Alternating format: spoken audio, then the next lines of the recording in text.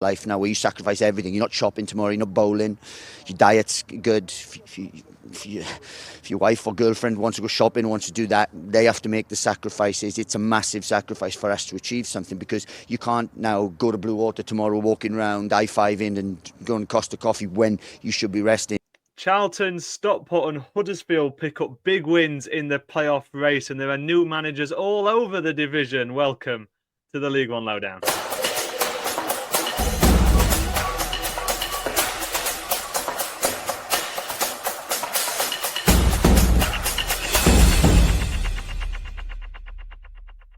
Hello and welcome to the League One Lowdown podcast here on the Deck Network. I'm delighted to say we are back in people's ears as well as their eyes, Seb, that we're back on sort of podcast formats. Obviously, Sam and Callum led the way on Thursday, but we're back with you on the review show in podcast form, so you don't have to look at our ugly mugs anymore on the YouTube. I'm Jamie Johnson, of course, joined, as always, Seb Jones. Seb, how are you?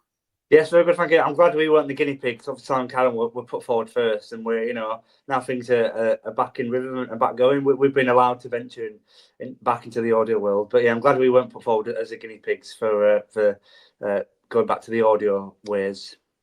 Well, that's it, isn't it? You got to save the best till last. That's what they say, isn't it? So, I can't disagree with you there, Jamie. Yeah. And there is a lot to talk about this week on the review show. We're going to start first half talking about all the playoff contenders, a lot of games sort of in that category, and then the second half look down at the wrong end of the table, as well as rounding things off with the big clash up the top of the table with Wrexham and Wycombe before previewing the standalone game on Tuesday night. So without any further ado, we'll start with Bolton and Stockport. Finished 1-0 to Stockport. I don't think we can call it a Greater Manchester derby, but they're both BBC Radio Manchester teams, aren't they? I know they were all over it there, but this was a big game, and as a result of it, Bolton down to 7th and Stockport retained their 5th spot. It's, as I say there, Seb, a big game in terms of the playoff push inside and Stockport coming out on the right end of it. Yeah, absolutely, and this was massive for the confidence of Stockport, the momentum that they managed to build there. Under Dave Challoner, they just seem to be going, from strength to strength so far this season. They'll be slightly unfortunate that they've dropped a place, I think, as a result sort of the result with Charlton, and we'll get to that a bit later on. But this, nevertheless, are still well in and amongst it and pretty comfortably in the playoff spots, now in 5th after a victory over, playoff chasing Bolton Wanderers. Bolton actually have been on a fine run of form, a really good run of form since Schumacher took over, although they'll be slightly disappointed with how results have been in the past week or so. Defeat to Bristol Rovers on Tuesday and then defeat to Stockport on Saturday. So slight bit of concern after, I think, what it was 5 matches unbeaten, 4 wins and a draw in that one. So pretty good for Bolton. But yeah, just not the past week or so, results haven't been good enough for Schumacher's side. But we'll come back to Stockport and just keep on making the impossible possible. Keep sort of ticking along, keep picking up results against fellow playoff chasing teams, against sides that have been in the division longer than they have, got the clean sheet away from home against a big side like Bolton. Tanto Alafe on the score sheet, that's 7 goals now for him this season. Things are just going really good for Stockport at the minute. There's nothing really too much negative to say about them. They just seem to be going under the radar. I get to an extent, but actually, just proving everyone wrong. And yeah, they deserve to be where they are. And yeah, picked up another good win on Saturday. And yeah, as you mentioned, sort of, we got called out for this earlier on in the season that Stockport isn't quite Manchester, but to me, it's sort of two clubs in the Manchester area, slight sort of derby element. I think it's great at Manchester, but obviously they fall under Cheshire, I think, in the end of the day, and we were told that early on in the season. But you mentioned Alofi, it's his 10th of the season in all competition, 7th in the league, as you alluded to there, Seb, and they just keep grinding out results. That's how I feel about Stockport, that they might not be the best team in the division. They might not be the flashiest after Louis Barry left in January, but they just keep winning games. And it's only 1 loss in 12. That a blip against Cambridge, dating all the way back to the 18th of January. So even, obviously, that is with Louis Barry moving on New Year's Day, that since then they've been almost unbeatable, apart from the big blip, obviously, against Cambridge. But that hasn't seemed to have affected them in the long term because they bounced straight back and they're back on a good run and they're pushing up the table. They're looking up towards the automatics more than they're looking in terms of over their shoulder of staying in the playoffs. And that is obviously positive signs for them. Bolton, on the other hand, it's 2 losses in a week. You mentioned that yourself, Seb. Bristol Rovers, the team they lost to on Tuesday night, a late winner there for them. And they've hit a bit of a stumbling block, haven't they, after Schumacher's good, perfect start, you would say. The question I put to you then, obviously international break coming up, a few of the teams aren't playing, Bolton one of them next week, and it's a perfect time for a reset, isn't it? You've got to imagine, before they face Blackpool after the break. For sure, yeah. It's 2 weeks off for Schumacher to have a real sort of galvanise of his players, really. This is really it, isn't it? Really, in terms of a break in games until the end of the season. This is it. Schumacher's got to use this to his advantage. Like I say, actually, since Schumacher took over, apart from the last week, it's been nigh on more or less perfect.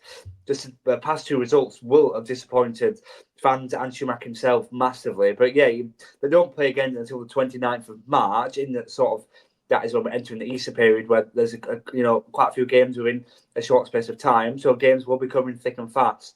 They've got to make the most of this break they've got, and also, I guess, use it to an advantage that some of the teams don't have this break in play, and perhaps other teams around that playoff chasing pack.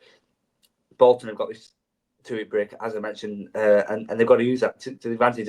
And Schumacher, I'm sure, will be very disappointed with how the last 2 results have been. Against, certainly the first one against Bristol Rovers will have been massively disappointed. Stockport, as you mentioned, sort of the momentum they've been on, you can't grumble too much at that. Particularly, actually, Bolton had quite a few chances. They had 16 shots altogether, only 3 of them on target. So that was certainly that will. It's not as though they've not created stuff or had opportunities. They've had the opportunities, just haven't been clinical in their finishing. So that will disappoint Schumacher, and I'm sure that will be something that they will be working on the training ground over the next couple of weeks before the next game against Blackpool after the international break. So yeah, got to use this break wisely. Yeah, no, it's exactly that. I think it has come at a good time for them, a time to reset, as I say, in terms of setting things back on the right path after these couple of defeats. But a team that hasn't been suffering a couple of defeats, and they'll be hoping to carry on exactly like they have been, is Charlton. That's the game we'll move to next. And they won. Nice transition, I like that. Okay, much. They won 2-1 against Wigan Athletic. We'll come to Wigan in a second. Obviously, new manager there, Ryan Lowe, that we'll talk about in just a second. But we'll start with Charlton, obviously winning the game, and their charge continues. It's just 5 points now, the gap between themselves and the automatic places. It's 5 wins out of 6. The other game a draw, and they've only lost 1 in their last 13 games in the division. So it's a superb run, no matter how sort of far you stretch it out. Matt Godden with the brace here, despite a late fight back in the end. And they're doing so well, aren't they, at the minute? They certainly are. They seem to be on a roll. We mentioned off-air that perhaps they were the informed side of the division. They just seem to be going on strength after strength after strength, and just seem to be winning games, ticking over very nicely. And yeah, it's just, I guess, sort of credit to Nathan Jones, Matty Godden, a player of his experience, to have 12 league goals this season, 2 of which against Wigan at the weekend. And yeah, you want him coming in the summer. He stepped down massively. You know, he was a part of Coventry's success in the Championship, and you know, for him to make that step in the summer, join Nathan Jones as a sort of project, if you like, at Charlton. Questions were raised of that, but he's sort of proving them wrong, and you know, he certainly was bought into this, and we can all see why. You know, they're ticking along really nicely. Actually, 4th in the table. They're actually only 5 points off the top 2, which you know, it might sound a lot, but it only takes a couple of results for Charlton be in and around that. We're going to cover Wycombe a bit later on. Results for them haven't gone the way they would have liked over the past 3 weeks, so certainly won't rule them out of the automatic places just yet. And like you said, they're not looking over the shoulder, comfortably within the playoff bracket, and they're definitely the form side at the minute. And yeah, added to that, they could have easily fell to new manager bounce in Wycombe and Ryan Lowe, which we'll cover in just a sec. But stood firm at home, 2 goals in the first half. second, just over 5 minutes before the half-time break, which is a crucial time to score. They're disappointed to concede quite late on, but nevertheless, it's still a win at home. It's still continuing that good run of form, good momentum, and Charlton. I think you're about to make a bit of a bold claim about Charlton, but definitely the ones to watch in the league so far. Yeah, don't preempt me too much. Since the turn of the year, they have 33 points. It's the same as Birmingham. And I think they'll be the same as Birmingham at the end of the season, because the flag I'm put into the mast is that I think they're going to get the automatic spots. I really do. I mean, as you mentioned yourself, we'll talk about Wrexham and Wycombe a little bit later on, but I think Charlton are streets ahead of them at the minute. And obviously Wrexham won on Saturday and claimed that important 3 points in terms of that game that puts them into second for now. But for me, I just think Charlton are so much better, at least at the minute. And it's all about momentum this time of the season. There's not too long left. It's single digits in terms of games now between where we sit now and the end of the season. And a few wins and a few losses for another team, and it soon turns itself around. So Charlton are, I don't even know if I could call them dark horses. I think they're firmly in the race for the top two, and that's the bold claim I'll make this week, is that I think they'll do it. I think they'll get into the automatics alongside, obviously, Birmingham, who are going to win the league. And I think they'll do it. So, do you agree with me, or have I been too hasty in writing off Wrexham and Wycombe? I agree that they will do well and certainly push and challenge. I think it's slightly downplaying the impact of Wrexham and Wycombe. I know Wycombe have stalled, but certainly Wrexham, I think, will just be not enough to catch for Charlton.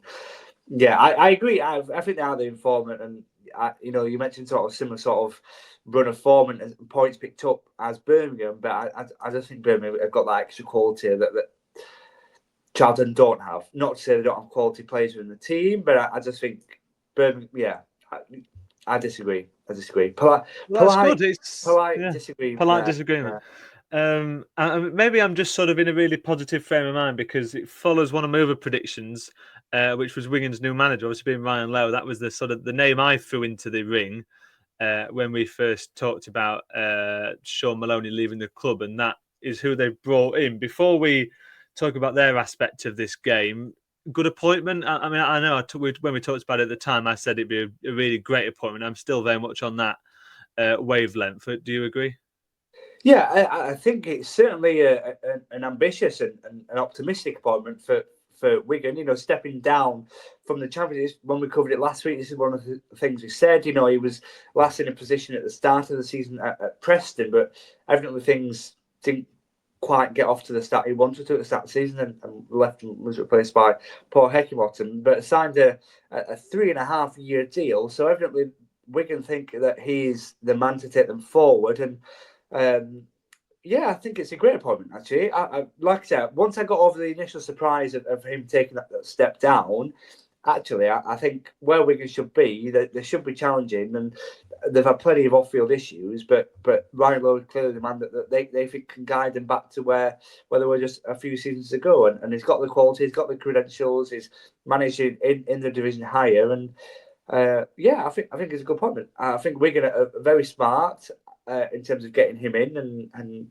getting him now rather than perhaps at the summer where there might have been a few more options for Ryan Lowe to take. Good appointment. What about you? I'm exactly the same. I think I'm very optimistic in terms of how well they'll do next season with Ryan Lowe having that summer behind him. But they've got an international break themselves and very much needed. I spoke to a Wigan fan who was at this game, and he said it was a performance that showed it was desperately needed, that international break. And it's come at a good time, just as it's coming a good time for Bolton in terms of resetting. It's come at a great time for Ryan Lowe in terms of getting his ideas across and having that extra bit of time on the training ground between games to put his ideas over and try and make an impact. Just pick up a few wins, a bit of positivity, try and push the team up the division towards mid-table. It'd be a nice finish for them this season. It's always a bit awkward when a manager comes in mid-season and there's never really that pre-season that they would get to sort of implement ideas, tactics, etc. But Ryan Lowe, he's got 2 weeks, and I guess it's only 2 weeks, but 2 weeks is better than none at all to actually sort of implement that. Things have been a bit mixed, they won 2, lost 2, and draw 1 of the last 5 games. So it's been a bit inconsistent, and I guess that sort of summed up Wigan's season a little bit. But like I said, 2 weeks off. The next game is on the 29th at home to Barnsley. So certainly one that I've got my eye on in terms of that one. And yeah, he'll be ready to go. I guess they can't really judge him too much in terms of the end of this season. I think it is more future-proofing for next season and going into that. So a bit like what Steve Evans did when he joined Rotherham last year, when he wasn't going to save them, but it was sort of future-proofing for the season after.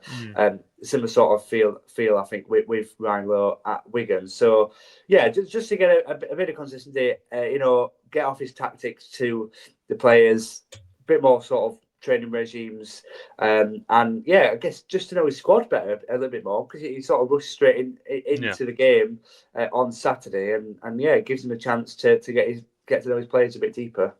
Yeah, there was no sitting in the stand first game for him. He was straight in and straight into the Lions' den. It was a very one-sided game in the end, and dominated and got the victory they deserved at Charlton. And it was straight into the Lions' den as well for John Worthington at Huddersfield. He got a much better result, 5-1 over a relegation-threatened Crawley Town. It was no home goals in 5 games since the start of 2025, and it took them just 3 minutes to score against the worst defence in the division, and they followed that with 3 more before half-time, before the 5th and final goal after the break. It was a demolition job, this one, so.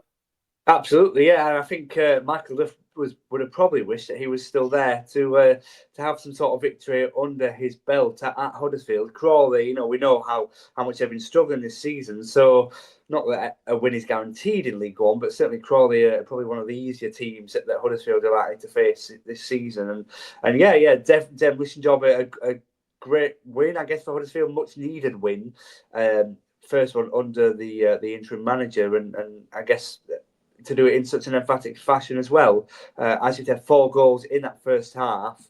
They'll be really annoyed with themselves, I think, conceding so late. 90+6 is when they conceded the Crawley game, courtesy of Adeyemo. They'll be annoyed with that one. Nevertheless, the scored 5 at home, got that win, kept pressure on the top 6. They occupied the last place, I think only because of Bolton's defeat to Stockport. Bolton are only 1 point behind Huddersfield, so Bolton in 7th, Huddersfield in 6th. So Huddersfield are still in the playoff places, but I guess only because of results elsewhere, if you like. But you can only beat what's in front of you. Exactly what Huddersfield have done. They've beaten one of the poorest defences in the league, done an absolute sort of demolition job on Crawley as well. Yeah, and they're back up to 6th, as you mentioned there. The Joe Taylor got the scoring going. Obviously, January signing was on the injury list. He's back in with a goal there. I think for me, the other point I wanted to bring out and get your reaction to it as well is that I think you can read into this perhaps. Oh well, it's a great decision, great that they sacked Michael Duff, that they've come out and won 5-1. I think they win 5-1 if Michael Duff's in. I don't think it matters who's in the dugout. It's Crawley at the minute. The worst defence in the league for a reason. They're going down. I know we were keeping our powder dry in terms of that last season, but there's only one team in that bottom 4 who've got any chance of staying up, and it's not Crawley, it's not Cambridge, it's not Shrewsbury. So I think for me, it perhaps can look better, and it looks great for John Worthington, and rightfully so. I mean, he's led his team to victory, and it's not easy coming in as an interim manager. But I think I don't know if it has been read into that it's sort of that Michael Duff bounce in terms of him leaving the club. But I think that's very harsh if it has been, or if there's any sort of thinking at all in that sort of direction. Because Michael Duff him leaving has had no impact on this result, is what I would say. Yeah. But it's a great start for Worthington. I'll go on. Yeah. Well, I just sort of agree, I guess, really, because as I mentioned, one of the worst, if not the worst, defences in Crawley. I think Crawley themselves have suffered quite a lot of defeats so far this season. I think it's 21 defeats from 37 games. So, almost 2/3 of the game really have ended in 3 points to the other side when they're facing Crawley. So yeah, I think Michael Duff still would have got a positive result against Crawley. There's no denying that at all. But as you mentioned, I guess in terms of the here and now and the future, at least the near future, John Worthington is in charge of Huddersfield Town, club club legend, has been an interim manager before, but never had a permanent managerial position.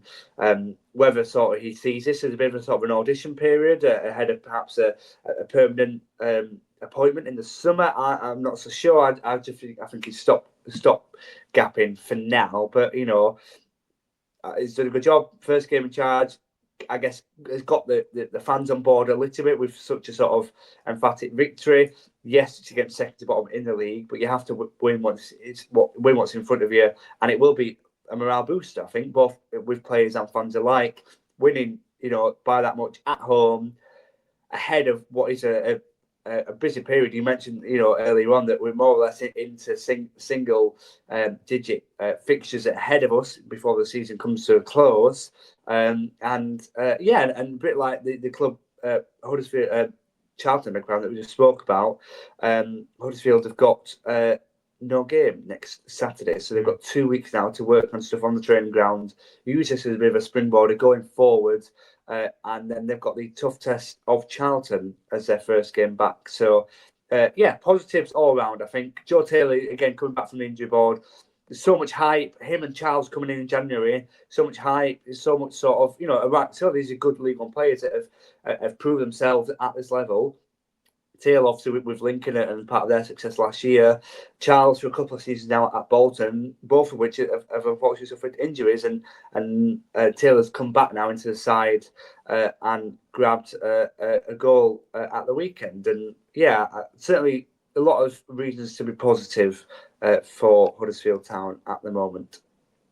Yeah, and a very brief word on Crawley. It's 8 without a win for them, and they've no one in the division has less points than them since 2025 began. So tells you all you need to know there. As for the final game we're going to talk about in this first half, it was a battle of two promotion chasers. Blackpool losing to Leyton Orient, and that puts an end to their already fleeting playoff hopes because Leyton Orient pick up the win here and put themselves back on the winning track. It's a win, though, perhaps despite themselves, is how we describe it for Leyton Orient. They were the second best team in the game, but goals win football matches, don't they? And the XG read 2.79 for Blackpool. They had 22 shots and 8 on target.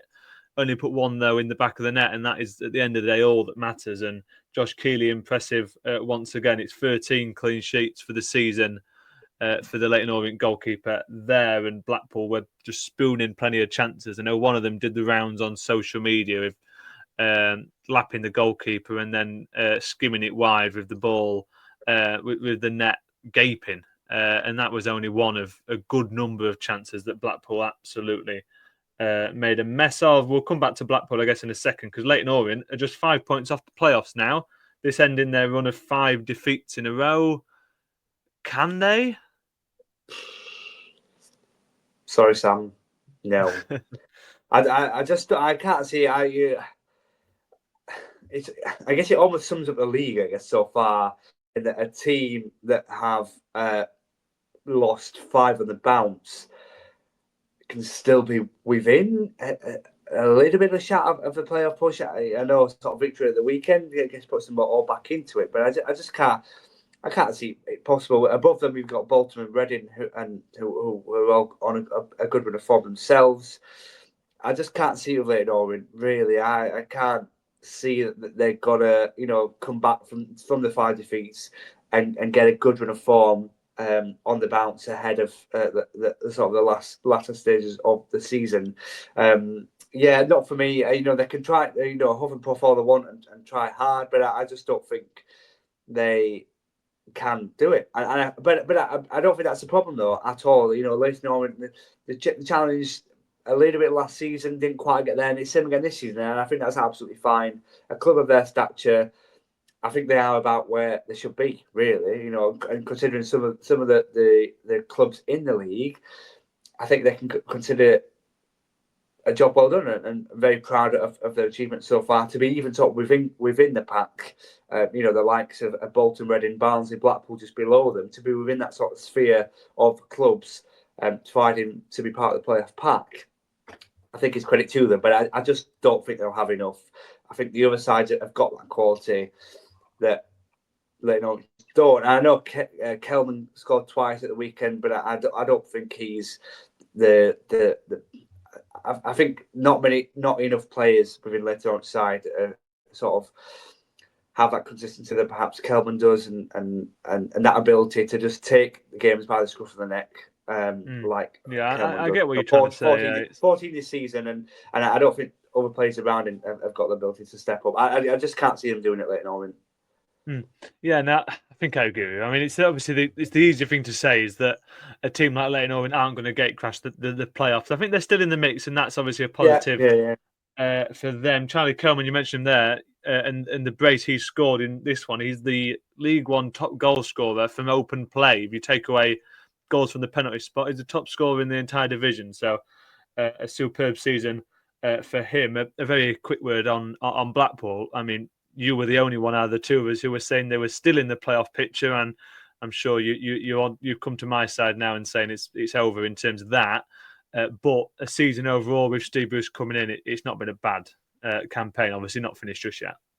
No, well, they're 10 points off it at the minute. Yeah, I think they are, but I like to say I think all things considered the start it got off to Blackpool, I think they can be relatively happy and pleased with the season as a whole.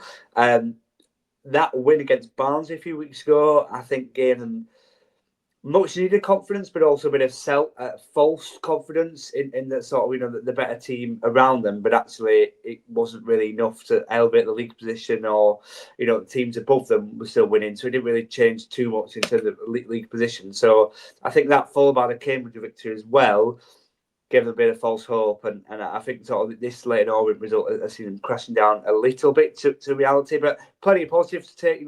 Carey grabbed 2 against Barnsley. Ennis has been on a good run of form. Fletcher as well as the front two for Blackpool. Carey also grabbed and Fletcher grabbed in the game against Cambridge. So certainly sort of bits of a positive to take, but I am now converted to your side. I think playoff is out of it.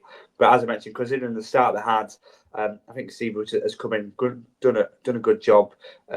All things considered, yeah, they just draw to win against Blackpool, and I think that's the biggest downfall. 15 draws from 37 played so far this season. 10 draws, 10 defeats, 12 wins from that. So it's not really sort of playoff pushing form, perhaps. But Steve Bruce he's not had a full season, so we mentioned about people having this international break.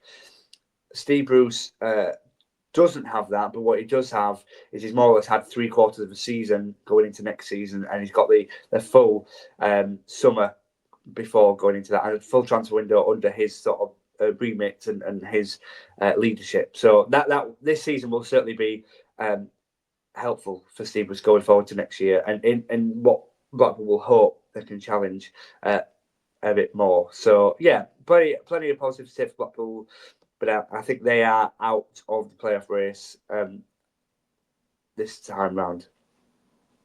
There we go. Well, we'll be back after this very short break to talk about the teams in the relegations picture, as well as coming back at the end to talk about Wrexham and Wycombe. So we'll be back the other side of this short break.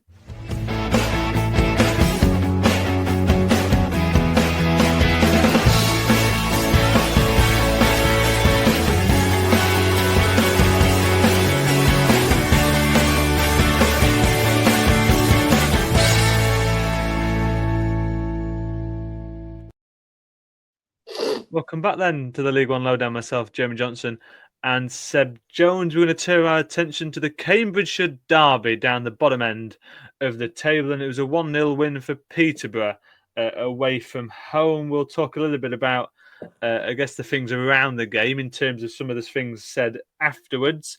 But Peterborough, they're on a good run now. 7 in all competitions without defeat. Poku's back, and it's all looking rosy all of a sudden. Teo Eden with the goal here, though. He was sent off very, very late on into the piece at the end of the game. But positives for Peterborough, the other side of it, said that Cambridge are looking down the barrel of a gun, aren't they? Yeah, I think there's only ever really going to be one winner in the derby between these two, and it was ever going to be was only ever going to be the way of Peterborough and Darren Ferguson's side, and yeah, they were in great form. Peterborough have sort of got themselves out of it, I think, of the relegation sort of dogfight that we're seeing. They are 6 points clear now, with 2 points between them and the bottom four. So I think we can say that they're out of it, which is, I guess, surprising to hear. If someone said that to you at the start of the season, you'd have been very surprised. But things just haven't gone their way for you for Peterborough this season. But yeah, the return of Doku is massive. Poku, I beg your pardon, for Peterborough. I getting him and the Man City winger confused. But yeah, certainly Poku. I know Poku's good, but I mean, I'm not quite Premier League level. Not quite Champions League, Premier League level, yeah. But Poku, well, that's what it'll feel like when Peterborough are now having back. So yeah, 10 league goals so far this season, 5 league assists as well, and it's been a real miss really. This season was going to be his season to step up. No Mason Clark, no Clark Harris. Poku was going to be the man. When perhaps he's worked with those other two figures in the previous years and sort of been part of a group of people that have led Peterborough to their high league finishes. But Poku was going to be the man. It just hasn't been the case because of injuries, and that was disappointing of Poku and also Peterborough fans and those associated. But he's back, yeah, he's back, and results have been pretty positive since his return. And as you said, including the Derby Day victory at the weekend. There's nothing better than beating your Derby rivals, and that will certainly, as I said, not only put Peterborough out of the relegation fight, but also give them a bit of bragging rights and a bit of morale boosting feeling around the club, and surely send Cambridge down to League Two. I know we spoke about it last week. I think it'd taken a nigh on miracle. Yeah, we'd already relegated them, hadn't we? But it seems that Neil Harris has relegated them as well. I mean, he seemed to have accepted relegation in his post-match interview. Obviously, he didn't say, and you wouldn't want him to say, that his team are definitely going down, but he seemed very much to be looking towards next season and talking a lot about players fighting for contracts and for good references in terms of moving on from the club as well. And it was a really explosive interview, and I mentioned it in our WhatsApp group with the preview guys as well, and it was a bit of a mic drop at the end of it. He just sort of finished his answer and then went, "Thanks, gentlemen," and disappeared and ran off almost from the interview. It was very strange, very pointed and very direct in what he was saying. He definitely knew what he wanted to say about his team, and obviously he knows his team's going to hear that, and he's putting that message out there that it's on the players in terms of turning it around for themselves and fighting for a contract next season. That they are obviously looking towards next season in terms of being in League Two, and another team in that boat is Shrewsbury Town. They were the other side of down the bottom end of the table that lost, and perhaps more in this game in terms of what it means for Burton, who won it 2-0 away from home, and it's another team that are down and out.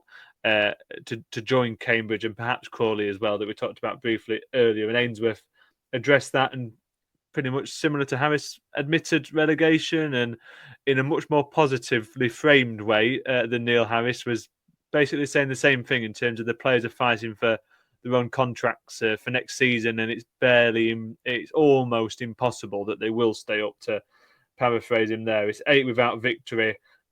After the great escape, it looked on momentarily. They beat Rotherham away from home, and we all thought they were going to do it. And then 8 games later, and they've not won a single one, and they're firmly down the bottom of the table. It's all over for them now. And the other interesting thing I wanted to bring out from what Gareth Ainsworth said before we move to the positive side of things with Burton is that he said his team looks scared, which perhaps is one of the worst things you could say, isn't it? That your team is scared and just didn't look like being anything worthy of winners in the game. Perhaps the opposite to Cambridge, who were the better team, arguably, just didn't have the goal-scoring edge at the end of it. Jed Steer got man of the match in that Cambridge-Peterborough game, which says all you need to know in terms of the chances they had. They just didn't find the back of the net, whereas Shrewsbury were, I say, looking scared, as Gareth Ainsworth said, and that is a really damning indictment. Yeah, and it's got to disappoint Gareth Ainsworth himself. As you said, such an impact when he came in, and results were pretty positive on the whole, but sort of the honeymoon period was over pretty quickly, and reality seemed to hit as well pretty quickly, and it just wasn't to be for Shrewsbury. As for Burton, I guess it gives them a bit of a more hope in terms of surviving the league. It's a good solid win against a side below them. You would have probably backed them winning them anyway, but Shrewsbury, it's just not been good enough really. It's 4 defeats in the last 5 for Gareth Ainsworth's side, and it just a lot of those by more than 1 goal as well, and it just really hasn't been good in the past few weeks. Like you mentioned, winning Rotherham, that was right, flashing my back right to the start of February. They got 2 wins on the bounce between Mansfield, at home to Mansfield and then away at Rotherham, and things seem to be on the up. But since then, not been good enough at all for Shrewsbury. And Ainsworth saying his players look scared is probably the worst word to use at all. When they are supposed to be fighting to stay in the division, it sort of does mean that there has been a bit of a shift in focus in terms of within the Shrewsbury camp. The players will know. Gareth Ainsworth is not going to come out and admit that, but the players will know that the fight is over, and they're fighting for things like contracts and like staying at the club, or even sort of staying in the league, albeit at a different club next year. They're fighting for different things respectively, but they've still got to put up that fight and clearly give something for the fans to cheer about in the latter stage of the season. So it was disappointing. Burton, however, Burton are putting up the fight, aren't they? They're 6 points off now, behind Bristol Rovers, who got battered by Lincoln, absolutely destroyed they were in that game, losing 5-0, and that gap now from 9 is down to 6 points, and they've got every chance of staying up there, 8th in the table if you start it on January 1st, which shows you what good form they've been in since the turn of the year. Bull, I beg your pardon, and Van Kooten with the 2 second-half goals in this one. They're in with a shout, Seb. That's the best thing you can say about them in terms of those relegation teams. They're in pole position of the 4 of them, and the only one that have any sort of chance of getting out of that drop zone. For sure, and actually they've just recently played probably 2 of the most informed sides of the division in Wycombe and Bolton. So they've got them 2 out of the way. Yes, it was 2 defeats, but it does mean they can focus on the games ahead of them. But certainly the gap has now been cut to 6. It's certainly doable. Some of the fixtures look not favourable as such, but certainly you wouldn't bet past Burton, picking up some positive results along the line somewhere. Things are positive at Burton, and I think that's sort of been the bottom line since the Boyer came in to replace the interim manager that they had in Hounsell, I think they've looked pretty positive, and 6 points is absolutely doable.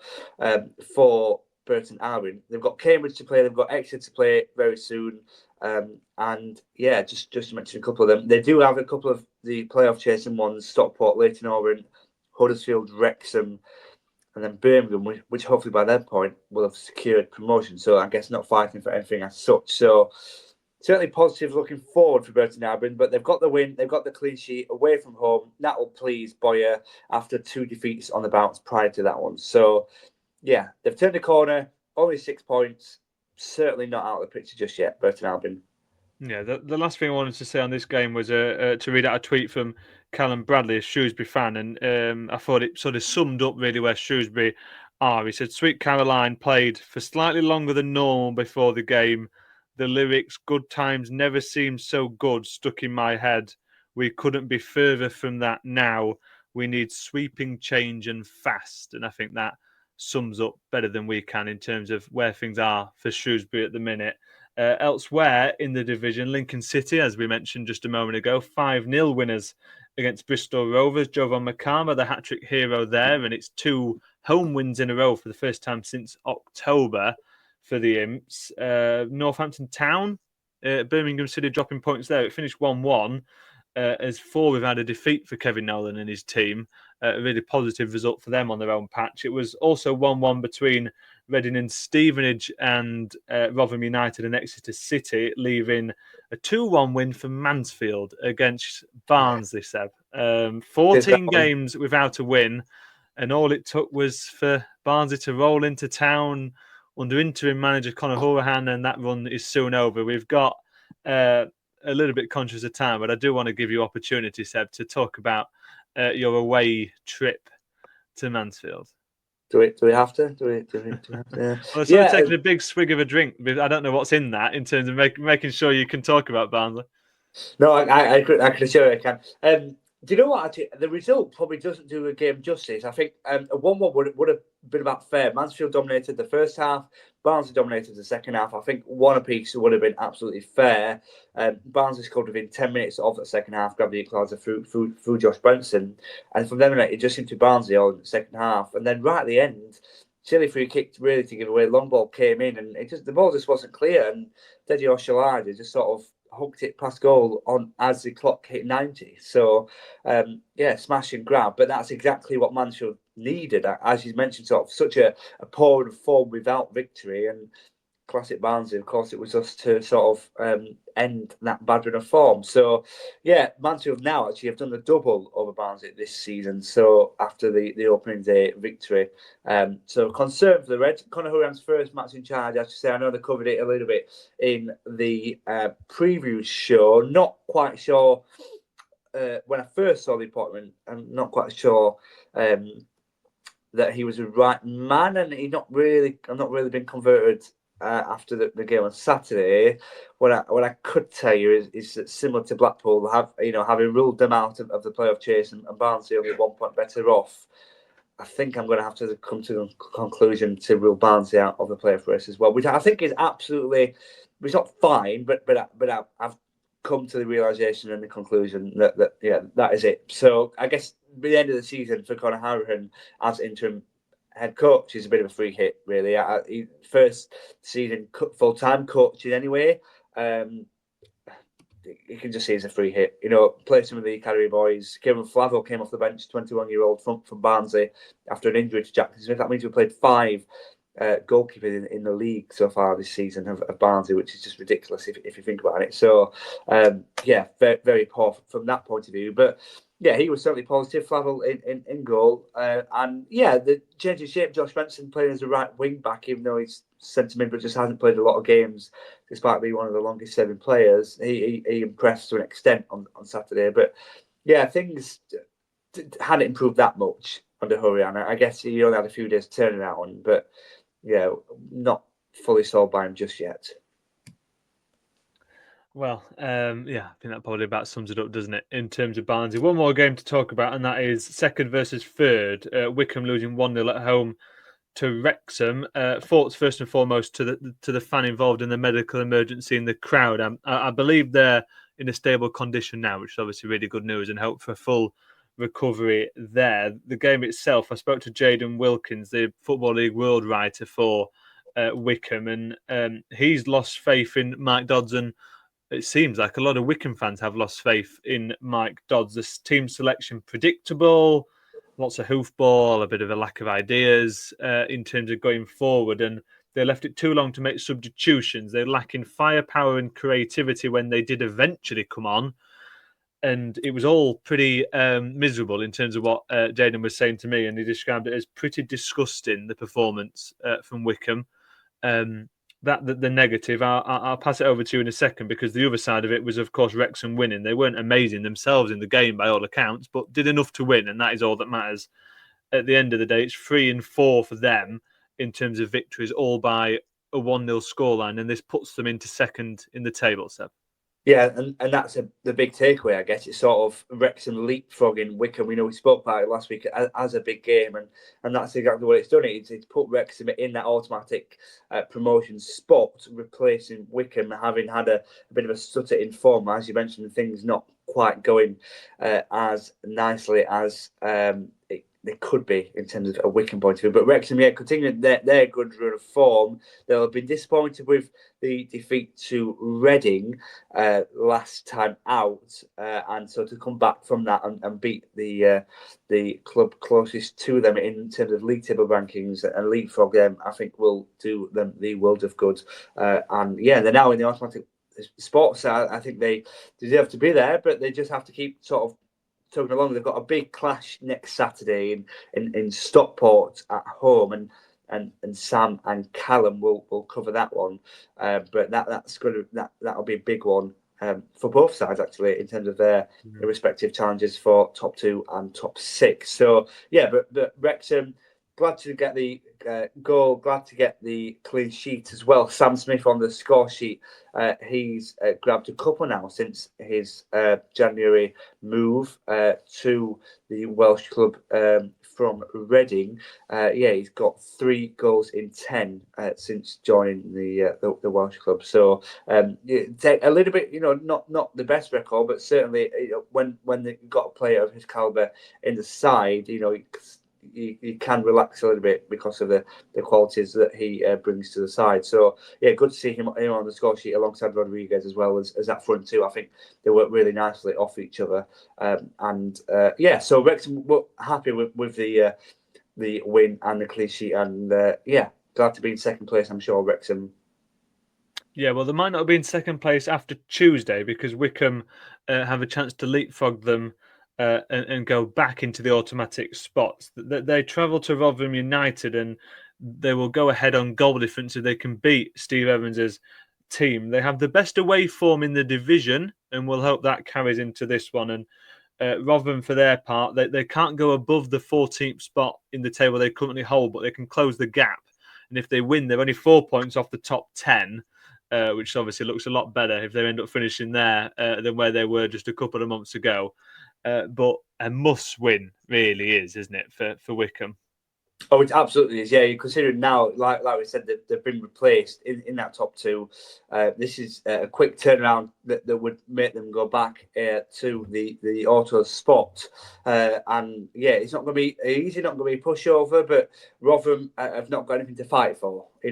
So whether players' minds will be elsewhere, whether the fans will sort of not really see as an important game as such. So Wycombe have got to go there, travel down to South Yorkshire and grab 3 points. A point would not be good enough for Wycombe. They need the 3 points to have any sort of sniff of getting reinstating themselves in that top 2 position. But you mentioned the comments there from the Wycombe rider. Things haven't been good enough in the past few weeks. Even with victories over Bristol Rovers and Burton, those are 2 struggling sides. So I guess we can't read too much into that one, into those results. But on the whole, things haven't been good since Dodd's come in. He's not really a manager. It's his first full-time gig. So I think it's fair to say it's not quite gone to plan. Things have stalled. We've mentioned on here many times that I'm not quite sure the club expected it to stall as it has done, and they thought that positive trajectory would have continued, having sort of been set by Bloomfield at the start of the season, but it just hasn't been for them so far this season. So it's a chance to turn around quickly and to rescue the club back to the auto spots, I think, for Wycombe.